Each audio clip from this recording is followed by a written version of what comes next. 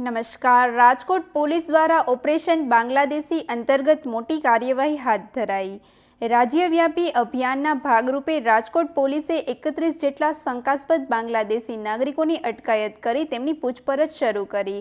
Police દ્વારા અટકાયત કરાયેલા શખ્સોના દસ્તાવેજોની ચકાસણી કરવામાં આવી રહી। ડીસીપી, એસીપી, પીઆઈ સહિતના ઉચ્ચ અધિકારીઓના માર્ગદર્શન હેઠળ અલગ અલગ ટીમો બનાવી આ કાર્યવાહી હાથ ધરવામાં આવી।